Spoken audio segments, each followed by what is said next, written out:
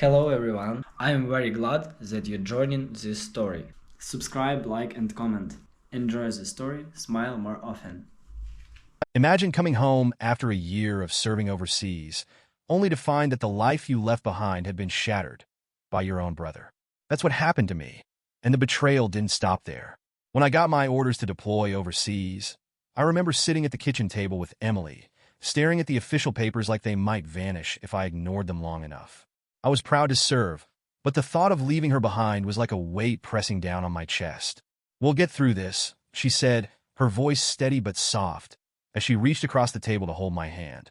Her green eyes locked with mine, filled with the kind of unwavering confidence I relied on more than I'd ever admit. We had just celebrated 3 years of marriage, a milestone that felt both comforting and fragile. She was my anchor, my partner in every sense of the word. So when she promised she'd wait for me, I believed her. The weeks leading up to my deployment were a blur of preparation and stolen moments.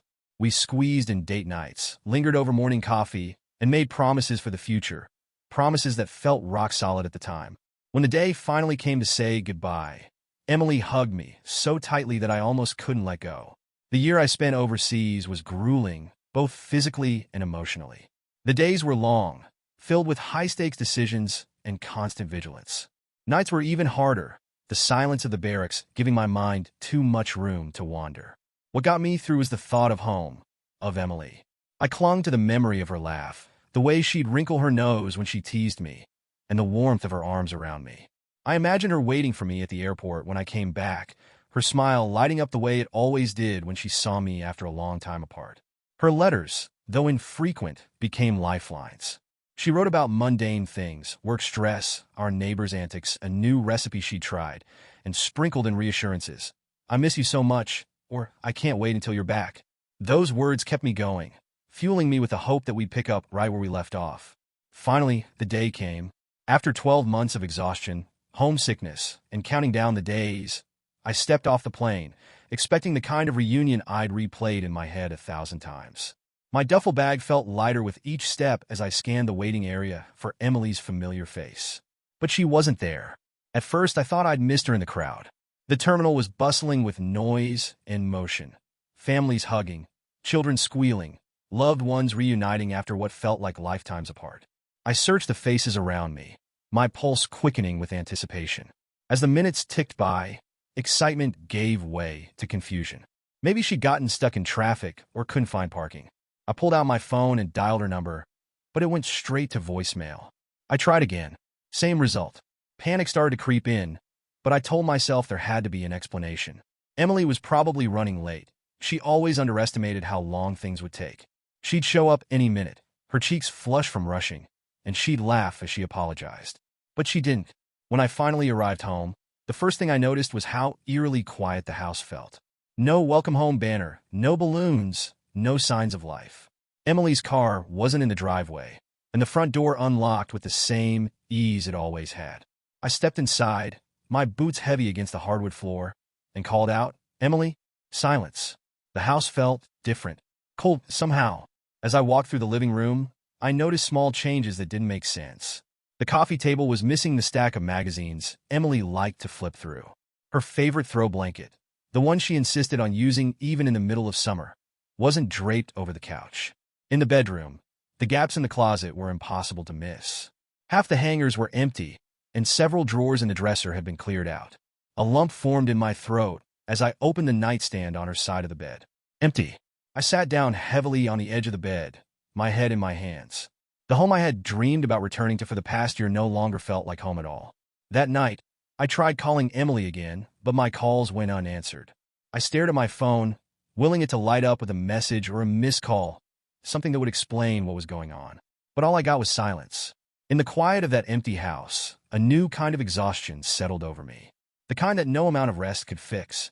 Something was horribly, undeniably wrong. When I arrived home after leaving the airport, I didn't know what to expect, but it certainly wasn't this. As I turned the key in the front door, the familiar click felt oddly hollow, almost as if the house itself was bracing me for something I couldn't yet see. The moment I stepped inside, the difference was immediate. The air felt heavy and still, like the house hadn't been lived in for weeks, or maybe longer. I stood in the entryway for a moment, my duffel bag hanging limply at my side, listening for any sound that might break the silence. There was nothing. No footsteps rushing toward me, no cheerful "welcome home" echoing from the kitchen. Just the faint creak of the floorboards beneath my boots. "Emily?" I called out, my voice sounding small in the emptiness. I walked through the house, the familiarity of the space clashing with how foreign it felt. The furniture was all in the right places, but the small details, the ones that made the house feel like a home, were missing. At first, I tried to stay calm. Emily wasn't the type to leave without a reason, and maybe there was an explanation. Maybe she'd been called away for work, or there'd been some kind of emergency. I checked my phone, half expecting to find a missed call or a text explaining her absence, but there was nothing. I called her, my fingers fumbling over the screen, straight to voicemail. I tried again, willing her to pick up, to give me some kind of reassurance that this was all a misunderstanding. But the result was the same, the automated voice asking me to leave a message. After the third attempt, I switched to texting. "Hey, where are you? I just got home." The message sat there, unread. As the hours ticked by, I began to notice things I hadn't seen at first. Small, unsettling details that made my stomach churn. Emily's favorite coat, the one she always kept on the hook by the door, was missing. The bowl on the kitchen counter, the one she used to toss her keys and wallet into, was gone. In the living room, the empty wall where our wedding photo used to hang stopped me in my tracks. That picture had been there since the day we moved in, a constant reminder of the life we'd built together. Now, all that remained was a faint rectangle where the sunlight hadn't faded the paint. I walked through the house in a daze, my mind racing to make sense of it all. Upstairs, the gaps in the closet told their own story. Her side was mostly empty, save for a few stray hangers that dangled uselessly. Her drawers in the dresser were open, the contents stripped bare. It wasn't just her clothes. Little pieces of her, things I'd never thought about before, were gone. The framed photos from her desk, the stack of novels she'd been meaning to read, the toiletries she kept neatly lined up in the bathroom cabinet. It was as if someone had carefully extracted her from my life, leaving behind only the shell of the home we'd shared. That night, I couldn't bring myself to turn on the TV or even unpack my bag. I sat on the couch, staring at the empty space where the wedding photo used to be, my mind spinning in endless loops. Where was she? Why hadn't she told me she was leaving? And how long had she been gone? I replayed our last conversations in my head, searching for clues I might have missed. Her letters during my deployment had been brief but warm, filled with reassurances that she loved me and couldn't wait for me to come home. There'd been no sign of trouble, no hint that she was unhappy or planning to leave. But now, sitting alone in the quiet of the house, doubt began to creep in. Had I been blind to the cracks in our relationship? Or had something changed while I was gone? Something she hadn't been able to tell me? Sleep was impossible that night. Every creak of the house felt amplified. Each shadow on the wall seemed to mock me. I kept glancing at my phone, hoping for a call or a text, but the screen stayed dark. At one point, I opened our wedding album, flipping through the pages like I was trying to remind myself that it had all been real. The smiles, the laughter, the promises we'd made to each other. It had all felt so solid, so unshakable. But now, staring at the empty bed and the hollow spaces she'd left behind, I couldn't ignore the gnawing fear in my gut. Something was horribly, undeniably wrong, and I had no idea where to even begin finding the answers. The morning after my sleepless night, I was still sitting on the couch, clutching a lukewarm cup of coffee I'd made but hadn't touched. My mind was a foggy mess, replaying the empty house, the unanswered calls, and the void where Emily used to be. I'd run through every scenario I could think of: an accident, an emergency, maybe even some misunderstanding. But none of them explained the missing clothes, the stripped dresser drawers, or the complete absence of communication. When my phone rang, the shrill sound broke through the oppressive silence, startling me so much I almost dropped the mug. My mom's name flashed on the screen. I hesitated for a second before answering, unsure if I was ready for whatever news she might have. "Hey, Mom," I said, trying to sound steadier than I felt. "Hi, sweetheart," she said, her tone soft but loaded with something I couldn't quite place. "We need to talk." There was a heaviness in her voice that immediately set me on edge. "About what?" I asked, gripping the phone tighter. There was a long pause, so long that I thought the call had dropped. Then she said, "It's about Emily." The way she said Emily's name sent a chill down my spine. "What about her?" I asked, my voice sharper than I intended. Mom hesitated again, and for a moment, I could hear the faint sound of her breathing. I wasn't sure how to tell you this, she began, her words slow and deliberate, but she's with James now. Your brother. They've been together for a while. The world tilted beneath me, the air sucked out of my lungs like I'd been punched. I gripped the edge of the couch, the phone pressed so tightly to my ear it hurt. What are you talking about? I managed to say, though my voice sounded distant, like it wasn't coming from me at all. It's true, Mom said, her voice wavering. I didn't want to believe it either, but they've been seeing each other since you left. I thought they'd at least tell you themselves, but her words blurred into noise, my mind unable to process what she was saying. Emily and James? My wife and my brother? The idea was so absurd, so far beyond anything I could have imagined, that my brain refused to accept it. Are you sure? I asked, even as the pit in my stomach told me the answer. Yes, she said quietly. I'm so sorry, sweetheart. I didn't know how bad it had gotten until recently, but they've been living together. The coffee cup slipped from my hand, shattering against the floor, but I barely noticed. Living together. The phrase echoed in my head, each repetition driving the knife deeper. When did this start? I asked, my voice hoarse. Mom hesitated again. I don't know exactly, she said, which I suspected wasn't entirely true. But it's been a few months at least. I thought maybe they'd work it out before you came back, or that Emily would realize she made a mistake. But her voice trailed off, but she didn't need to finish the sentence. The damage had already been done. Why didn't anyone tell me? I demanded, anger rising through the haze of shock. I wanted to, Mom said quickly, as if that absolved her. But they begged me not to. They said it would only make things worse while you were overseas. They thought it'd be better if they waited until you got home. Better for who? The question screamed in my head, but I didn't say it out loud. Instead, I stood up and began pacing the living room, my thoughts colliding into each other like a train wreck. The betrayal hit me in waves, each one more crushing than the last. Emily, the woman I'd loved and trusted with my heart, had turned to someone else. And not just anyone, my brother. James, the person I'd grown up with, shared everything with, had gone behind my back and taken the one thing that mattered most to me. It wasn't just the betrayal. It was the sheer audacity of it. They carried on this affair while I was halfway around the world, risking my life and counting down the days until I could come home to them. They'd lied to me, pretended everything was fine, and then left me to piece it all together like some cruel joke. Are they happy? I asked bitterly, the words tasting like poison in my mouth. I don't know, Mom said softly. I know this doesn't make it any better, but they didn't plan for this to happen. It just happened. I laughed, a sharp, hollow sound that carried no humor. It just happened? That's your excuse. I'm not excusing it, she said quickly. I'm just trying to explain. There's nothing to explain, I snapped, cutting her off. They knew exactly what they were doing, and they didn't care how much it would hurt me. By the time the call ended, I felt like I was standing at the edge of a cliff, the ground crumbling beneath me. My entire world, the life I thought I'd built, the people I thought I could trust, had been ripped away in the cruelest way imaginable. As I sat back down on the couch, the silence of the house felt heavier than ever. The empty closet, the missing photos, the cold stillness that had greeted me when I came home, it all made sense now. Emily hadn't just left. She'd walked away from our life together and straight into the arms of my brother. And the worst part? Everyone else had known. I'd been the last to find out. The fool left in the dark while my world fell apart around me. I spent the morning pacing my living room, every possible scenario playing out in my mind. How could James, my brother, my own flesh and blood, betray me like this? Memories of our childhood together kept flashing in my head, playing catch in the backyard, sneaking out to see movies as teenagers, him standing beside me as my best man on my wedding day. It didn't add up. How could the person who had shared so much with me turn around and steal my wife? Part of me still clung to the faint hope that my mom was wrong, that this was all some kind of misunderstanding. But deep down, I knew the truth. The longer I stewed, the angrier I became. By the time I grabbed my keys and headed to James's house, my hands were trembling. This wasn't a conversation I wanted to have over the phone. I needed to look him in the eye, to hear him say it out loud.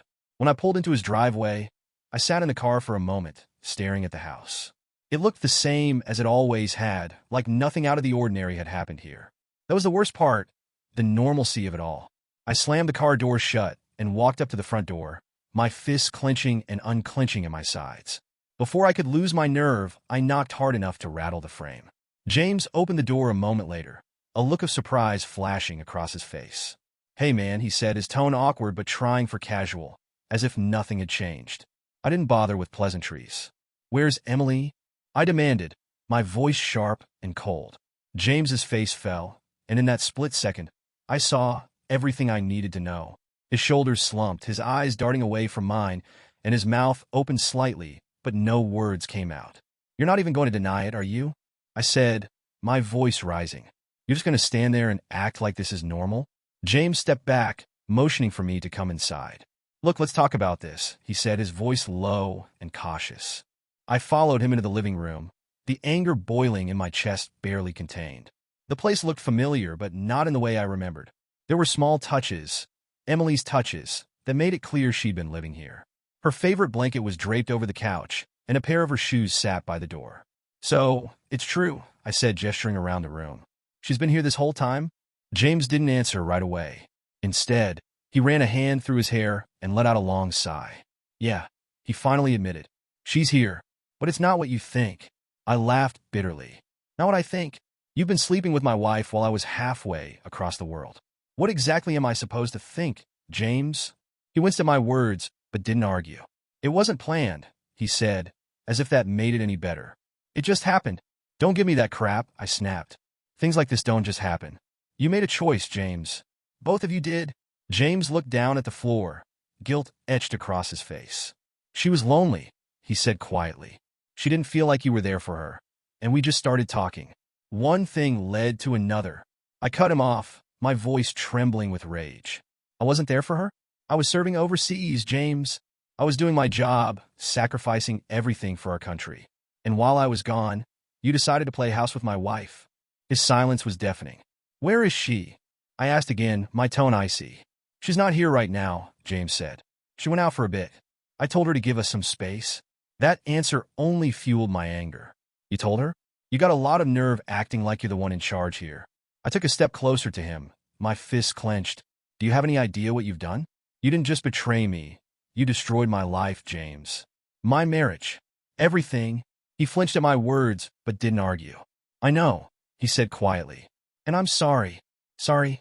I spat, my voice filled with venom. You think sorry is going to fix this? You think it's going to undo the fact that you stabbed me in the back? The tension in the room was suffocating, the air thick with words left unsaid. James sat down on the edge of the couch, looking smaller than I'd ever seen him. I don't expect you to forgive me, he said, his voice barely above a whisper. Good, I replied, my tone sharp. Because I won't. For a moment, the only sound was the ticking of the clock on the wall. I stood there, my chest heaving, feeling the weight of everything crashing down around me. The betrayal, the anger, the loss. It was too much to process all at once.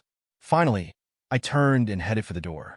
Before I left, I glanced over my shoulder. You were my brother, James. I trusted you. I hope it was worth it. I walked out without waiting for a response, slamming the door behind me. As I got into my car and drove away, the realization hit me like a punch to the gut. The person I'd thought I could always count on had become the one who hurt me the most. And there was no going back from that. After storming out of James's house, I drove aimlessly for what felt like hours. My mind raced, thoughts crashing into each other as I tried to make sense of what I'd just learned. The betrayal felt surreal, like something out of a bad soap opera. My brother and my wife? Together? The weight of it all pressed down on my chest, making it hard to breathe. But as the anger simmered, questions bubbled to the surface. How had this started? How long had it been going on? And why, out of all the people in the world, did it have to be James? By the time I found myself back in my driveway, the initial fury had cooled just enough to give way to something else, a need for answers. I didn't care if they hurt. I needed to know the truth, every ugly, messy detail. The next morning, I called James. He answered on the second ring, his voice cautious. Can we talk? I said, my tone clipped. There was a pause. Yeah, he said eventually. When? Now, I replied. 15 minutes later, I was back at his house, the tension between us palpable as he let me in. He gestured toward the couch, but I didn't sit. I stood in the middle of the room, arms crossed, and stared at him. Start talking, I said. James sighed and ran a hand through his hair, looking anywhere but at me. It wasn't planned, he began, his voice low. I swear. It just happened. Stop saying that. I snapped, the anger flaring up again. Nothing just happens, James. You don't accidentally fall into a relationship with your brother's wife. He flinched but didn't argue. When you left, she was struggling, he said. She missed you, but she felt abandoned. I didn't mean to get involved. At first, I was just trying to be there for her, you know? As a friend. I scoffed. Some friend.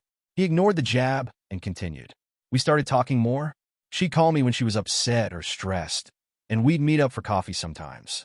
I didn't think anything of it at first. It was innocent. But then, he trailed off, and I felt my stomach turn. Then what? I demanded. Then it stopped being innocent, he admitted, his voice barely above a whisper. I shook my head, disbelief mixing with disgust. So what? You were comforting her, and one day you just decided, hey, why not sleep with her?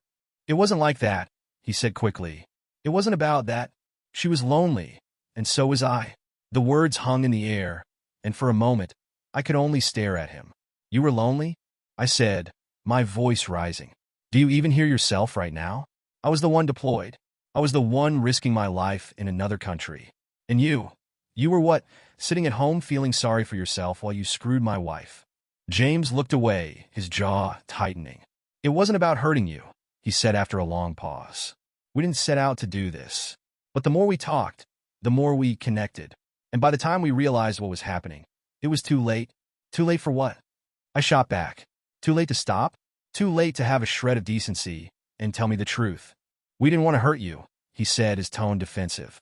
I let out a bitter laugh, the sound hollow in the tense silence. You didn't want to hurt me?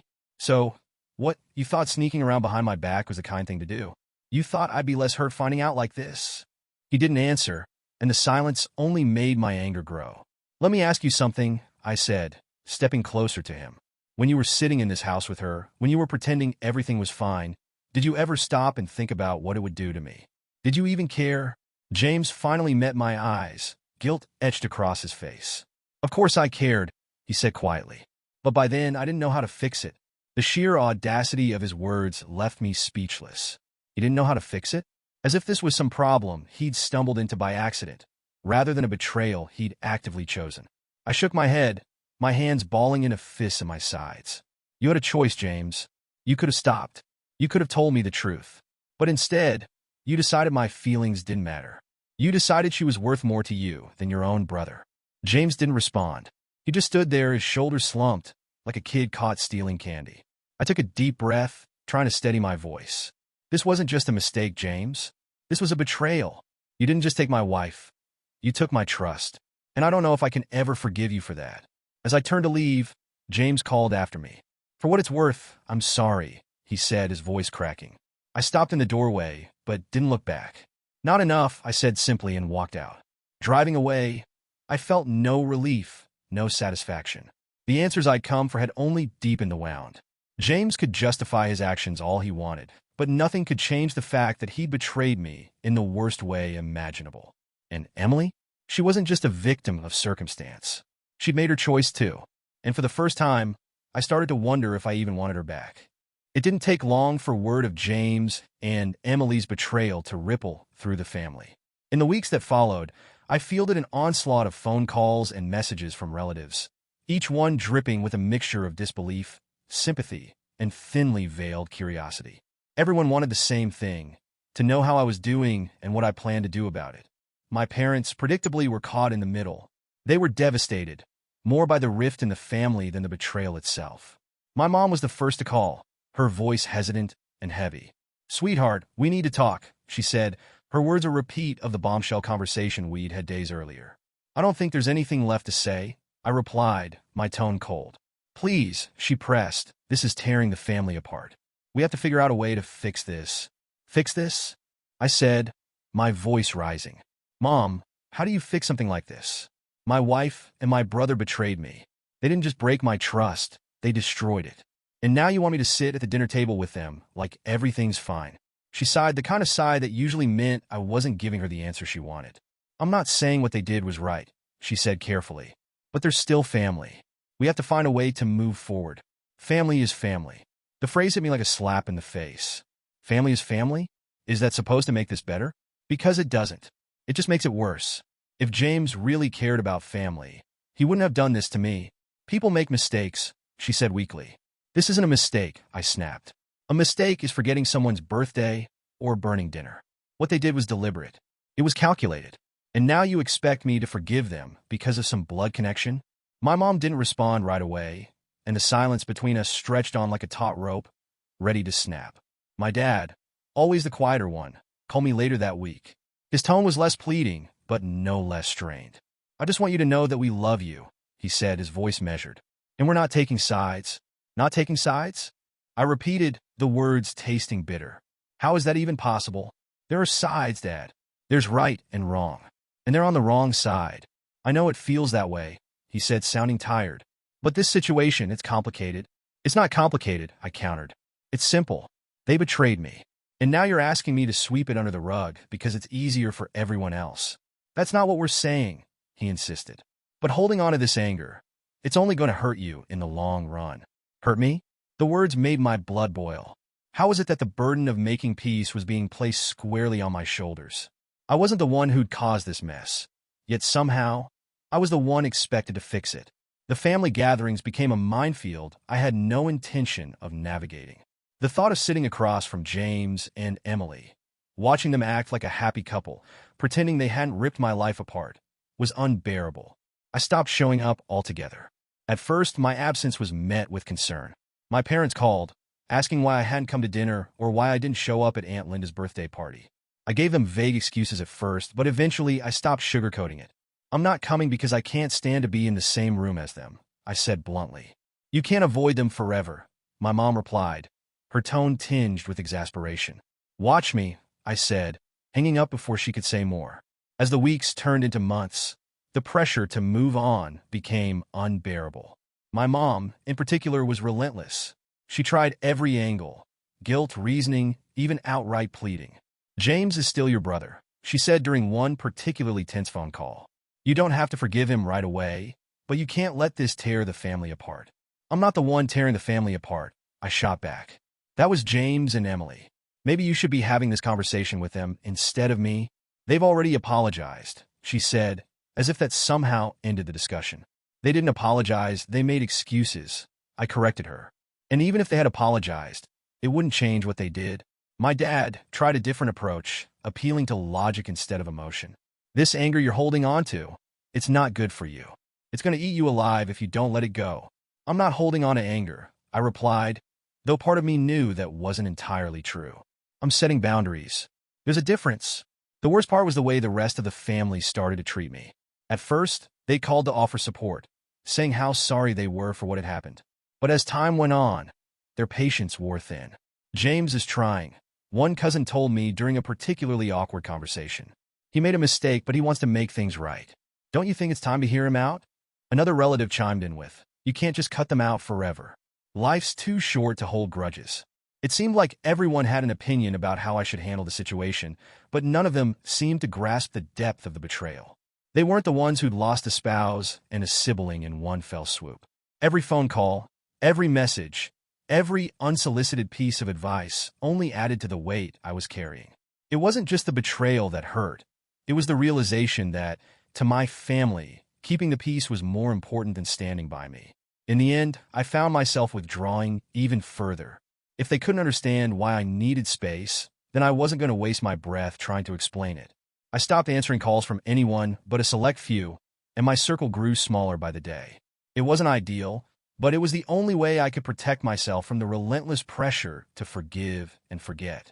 I wasn't ready to forgive, and I definitely wasn't ready to forget. And if that meant walking this road alone for a while, so be it. The weeks after the family fallout were some of the loneliest of my life. The silence in my house was a constant reminder of everything I'd lost, my wife, my brother, and, in a way, my sense of belonging in the family I'd grown up with. I was angry, but more than that, I was exhausted. The anger was like a weight strapped to my chest, making it harder to breathe with each passing day. Then, one afternoon, I got a message from Claire, an old friend I hadn't spoken to in years. Claire and I had grown up together, but we drifted apart after high school. Seeing her name pop up on my phone was unexpected, and for a moment, I debated whether to even open the message. When I finally did, it was simple but powerful. I heard what happened. You don't deserve this. You deserve better. Her words hit me harder than I expected. Up until that point, It felt like everyone in my life had been urging me to forgive and forget, to move on in a way that made me feel like my pain wasn't valid. But here was someone telling me the opposite, that I deserved better than what I'd been given, that my feelings mattered. I replied cautiously at first, unsure how much I wanted to share. But Claire's responses were warm and understanding, and before I knew it, I was pouring my heart out to her. I told her about James and Emily, about the betrayal, the family's pressure, and how lost I felt in the aftermath. She didn't offer empty platitudes or try to fix things for me. Instead, she listened, really listened, and validated everything I was feeling. "You've been through hell," she said, "but you're stronger than this. I know you are." That conversation was a turning point. It wasn't a sudden, miraculous shift, but it was enough to spark something in me, a tiny glimmer of hope that maybe, just maybe, I could start to climb out of the hole I was in. The first thing I did was throw myself into work.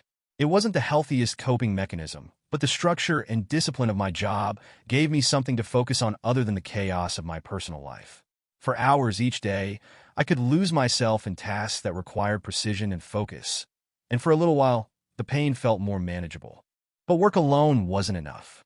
I knew I couldn't just bury my feelings and hope they'd go away.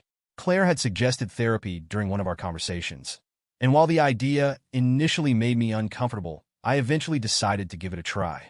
Walking into my first therapy session felt strange, like I was admitting to some kind of failure. But as the weeks went on, I began to see it differently. Therapy wasn't about fixing something that was broken. It was about understanding myself, untangling the mess of emotions I'd been carrying, and finding a way to move forward. Piece by piece, I began to put myself back together. It wasn't easy. Some days, the progress felt so small it was almost imperceptible, but it was progress nonetheless. I started journaling, writing down my thoughts and feelings in an attempt to make sense of them. It was painful at first, revisiting the betrayal, the anger, the grief, but over time, it became cathartic. Seeing my emotions laid out on the page helped me process them in a way I hadn't been able to before. I also made an effort to reconnect with the people who truly cared about me. Claire and I started meeting up regularly, and she introduced me to some of her friends. For the first time in months, I felt like I had a support system, a group of people who didn't judge me, didn't pressure me, and didn't expect me to put on a brave face all the time. One of the hardest parts of the process was confronting my own guilt. As much as I hated to admit it, there was a part of me that blamed myself for what had happened. I replayed the past over and over, wondering if there was something I could have done differently. Maybe if I'd been more attentive, more present, Emily wouldn't have turned to James. But through therapy, I began to understand that the choices James and Emily had made weren't about me. They were about them, their flaws, their weaknesses, their inability to handle their own emotions in a healthy way. That realization didn't erase the pain, but it lightened the burden I'd been carrying. As the months went on, I found myself rediscovering parts of me that I'd lost somewhere along the way. I started running again, something I hadn't done since before my deployment. I joined a local group for veterans, connecting with people who understood the unique challenges of life after service. And most importantly, I started to see a future for myself, a future that wasn't defined by the betrayal I'd experienced. There were still bad days, of course. Healing isn't a straight line, and there were moments when the anger and sadness threatened to pull me under again. But each time, I reminded myself of Claire's words, "You deserve better." And for the first time, I believed her. Months blurred into one another as I focused on rebuilding my life. The first weeks after I started therapy and leaned into my work were hard, filled with small steps forward and the occasional stumble back. But slowly, piece by piece, I began to emerge from the shadow of everything that had happened. By the time the one-year mark rolled around, I hardly recognized the version of myself who had walked through the door of that empty house, shell-shocked and heartbroken. One of the biggest changes was my transfer to a new post. The opportunity came unexpectedly, an opening in a unit that allowed me to stay stateside while still advancing my career. At first, I hesitated. A move felt like another upheaval, another disruption in a life that had already been turned upside down. But the more I thought about it, the more I realized it wasn't just a job. It was a chance to start fresh. The move brought me to a new city and into a small but cozy apartment. I took my time setting it up, choosing furniture and decorations that felt uniquely mine. It was the first space I'd lived in that wasn't shared with Emily, and while that realization stung at first, it eventually became liberating. This apartment was mine, and it represented the life I was starting to build for myself.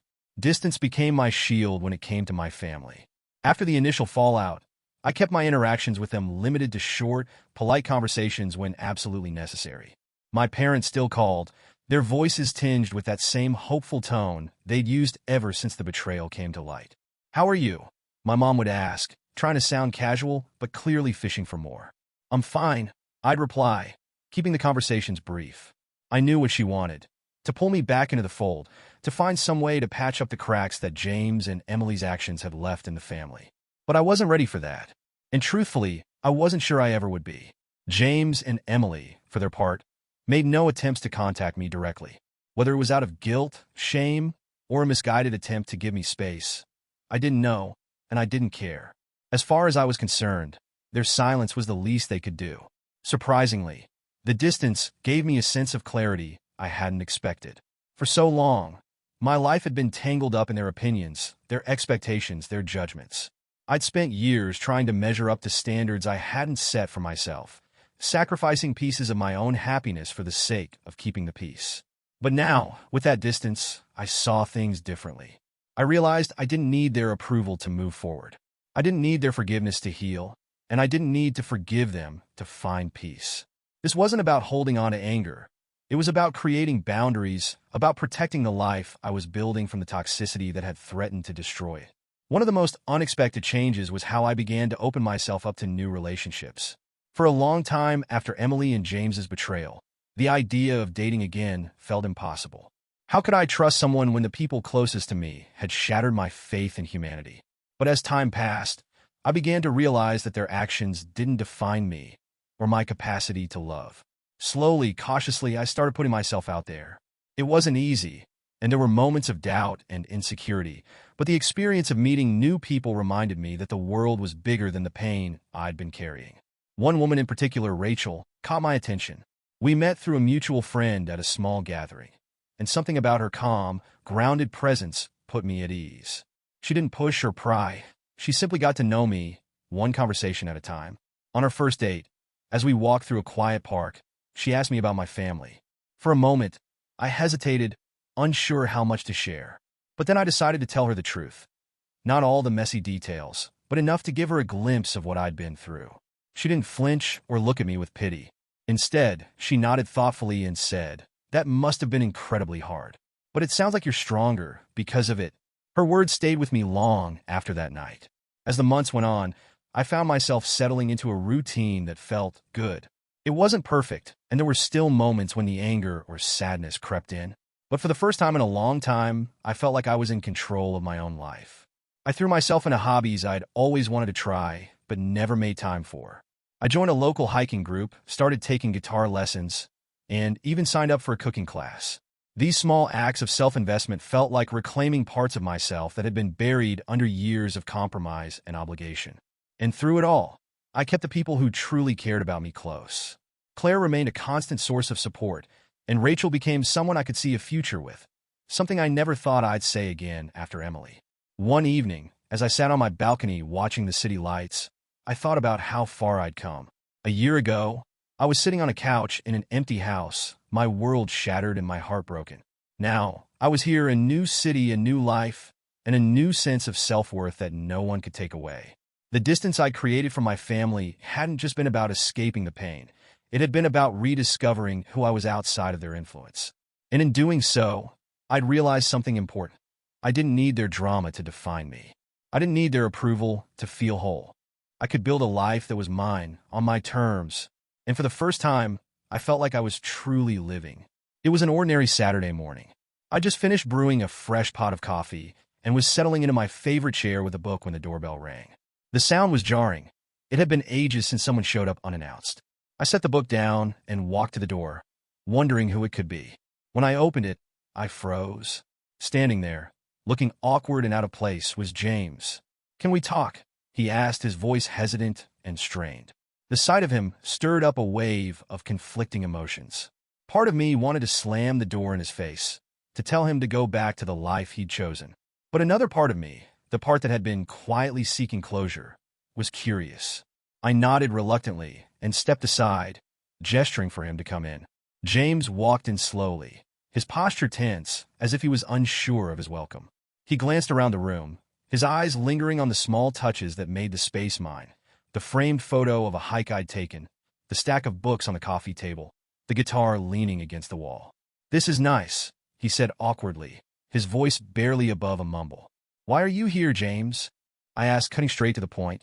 He sighed and ran a hand through his hair, a nervous habit I hadn't seen in years. "I've been thinking a lot about everything," he said. "About what I did to you. To us." He paused, his words catching in his throat. "And I realized I owe you an apology. A real one." I crossed my arms and leaned against the wall, my expression unreadable. "Go on," I said. James took a deep breath and looked me in the eye for the first time. "I screwed up," he admitted. "I betrayed you in the worst way possible, and there's no excuse for it. I don't expect you to forgive me, but I wanted you to know I'm sorry." There was a weight to his words that made me pause. For the first time since everything had happened, he didn't seem defensive or full of excuses. He wasn't trying to justify what he'd done. He was owning it.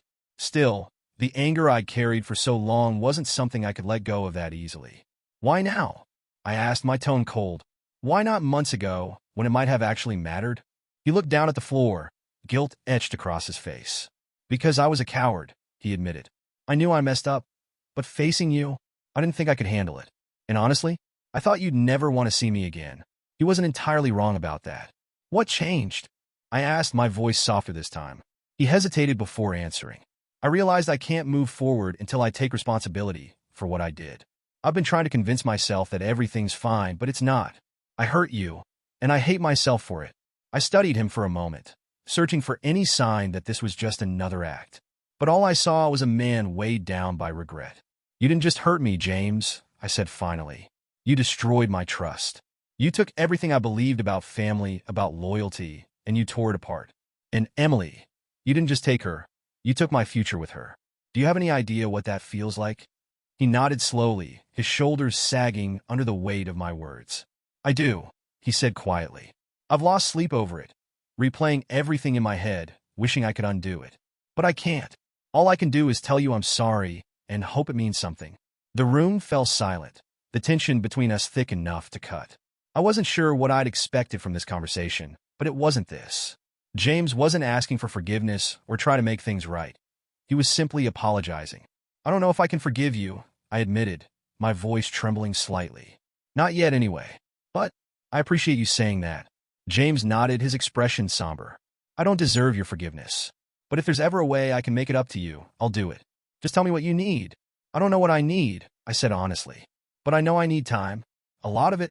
James stood to leave, sensing the conversation had run its course. As he reached the door, he turned back to me. "For what it's worth," he said, "I'm proud of you. For how you've handled all of this. You're stronger than I ever was." I didn't respond, unsure of how to process the mix of emotions his words stirred. As the door closed behind him, I sat back down in my chair, staring at the coffee table. His apology didn't erase the pain or undo the betrayal, but it felt like a step, a small, tentative step toward closure. For the first time, I felt like the weight of his actions wasn't mine to carry anymore. It wasn't forgiveness, but it was something. And for now, that was enough. Last Christmas was a turning point for me. It was the first time I truly let go of the pressure to reconcile with my family, to force myself into a space where I didn't feel welcome. Instead, I spent the holidays surrounded by friends who felt more like family than the people I shared blood with. We gathered in Claire's living room, the scent of mulled cider and pine filling the air. There was no formal dinner, no rigid schedule, just good food, laughter, and the warmth of genuine connection. Someone brought a guitar, and we spent the evening singing off-key renditions of Christmas songs, laughing until tears ran down our faces. For the first time in a long time, I felt joy, not the kind that came with conditions or expectations, but the kind that grew from simply being surrounded by people who cared. James and Emily were still together, a fact I accepted with surprising ease.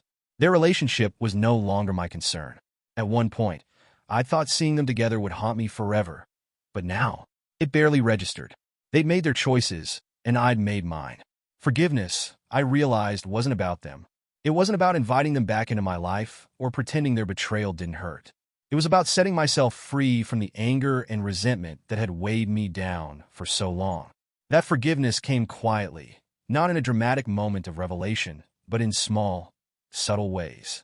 It came in the mornings when I woke up and felt lighter, the evenings when I laughed with friends, and the moments when I caught myself looking forward to the future instead of dwelling on the past. This year, as the holidays approached, I found myself reflecting on how much had changed. I'd built a life that felt uniquely mine, a life that wasn't defined by what I'd lost, but by what I'd gained. Rachel and I had grown closer over the past year, her steady presence a source of comfort and encouragement. She had a way of grounding me, reminding me that it was okay to move forward at my own pace. "Do you ever think about going back?" she asked one evening as we decorated a small Christmas tree in my apartment. "Back to what?" I asked, hanging a delicate glass ornament on a branch. "To your family," she said gently. "Do you think there's a chance you'd ever reconnect?" I thought about it for a moment, the question lingering in the air. "Maybe," I said finally. "But not now. Not until it feels right. If it ever does." She nodded, her understanding shining through without judgment. "That's fair," she said. "You've come so far. You don't owe anyone more than you're ready to give." On Christmas Day, I woke up to sunlight streaming through the curtains, the quiet hum of the city outside my window. There were no texts from my parents, no last-minute attempts from James or Emily to reach out. And for once, that silence didn't feel like a void. It felt like peace. Rachel came over later that morning, carrying a box of homemade cookies and a mischievous grin. "They're probably a disaster," she said, setting the box on the counter. "But it's the thought that counts, right?" We spent the day watching movies, exchanging small gifts, and eating entirely too much food. It wasn't the kind of holiday I'd grown up with, but it was perfect in its simplicity. As the evening drew to a close, I found myself sitting by the window, watching snowflakes drift lazily to the ground. My heart felt full, not because everything in my life was perfect, but because I finally understood what it meant to let go. Life isn't about what you've lost. It's about what you choose to build. And I was building something better. A life filled with people who valued me for who I was. A future that didn't hinge on anyone else's approval. And a version of myself that was stronger, wiser, and more at peace than I'd ever been before. This Christmas wasn't traditional, but it was mine. And for the first time in years, I felt like I was exactly where I was meant to be.